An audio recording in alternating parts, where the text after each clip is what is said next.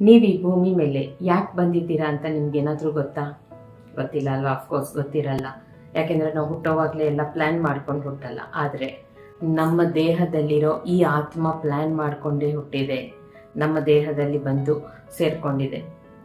ಈ ಜನ್ಮದಲ್ಲಿ ಅಂದರೆ ಈ ಆತ್ಮ ಈ ದೇಹದಲ್ಲಿ ಬಂದಿರೋ ಈ ಟೈಮಲ್ಲಿ ಏನೋ ಒಂದು ಸಾಧನೆ ಮಾಡಬೇಕು ಅಂತಾನೆ ಬಂದಿದೆ.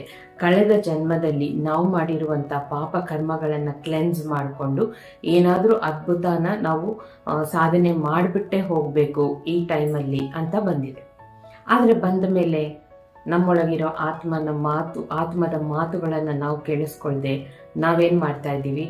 ನಮಗಿಷ್ಟ ಬಂದಿದ್ದು ಮಾಡ್ತಾ ಇದ್ದೀವಿ. ಈಗ ನೀವು ಹುಟ್ಟಿರೋ ಕಾರಣ, ನಿಮ್ಮ ದೇಹದಲ್ಲಿರೋ ಆತ್ಮ ಅದು ನಿಮ್ಮ ದೇಹಕ್ಕೆ ಯಾಕೆ ಬಂದಿದೆ ಅಂತ ಕಾರಣ ಗೊತ್ತಾಗ್ಬಿಟ್ರೆ ಎಷ್ಟು ಅದ್ಭುತ ಅಲ್ವಾ?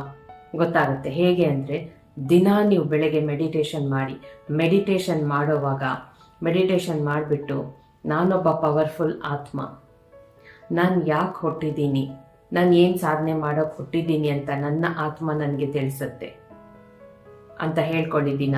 ಯೂನಿವರ್ಸ್ ನೀನು ಕೂಡ ನನಗೆ ತಿಳಿಸು, ನಾನು ಯಾಕೆ ಹುಟ್ಟಿದ್ದೀನಿ, ನಾನು ಏನು ಸಾಧನೆ ಮಾಡೋಕ್ಕೆ ಹುಟ್ಟಿದ್ದೀನಿ ಅಂತ. ಇದನ್ನು ಕೇಳಾದ್ಮೇಲೆ ನಿಮಗೆ ಚಿಹ್ನೆಗಳ ಮೂಲಕ ಎಲ್ಲೆಲ್ಲಿಂದನೂ ನಿಮಗೆ ಉತ್ತರ ಸಿಗುತ್ತೆ. ಹುಷಾರಾಗಿ ಗಮನಿಸ್ತಾ ಇರಿ, ನಿಮ್ಮ ಪ್ರಶ್ನೆಗೆ ಉತ್ತರ ಖಂಡಿತ ಸಿಗುತ್ತೆ. ಅದನ್ನು ಫಾಲೋ ಮಾಡಿಕೊಂಡು ಏನು ಸಾಧನೆ ಮಾಡಬೇಕಂತ ಹುಟ್ಟಿದ್ದೀರೋ ಅದನ್ನು ಖಂಡಿತ ಸಾಧನೆ ಮಾಡಿ.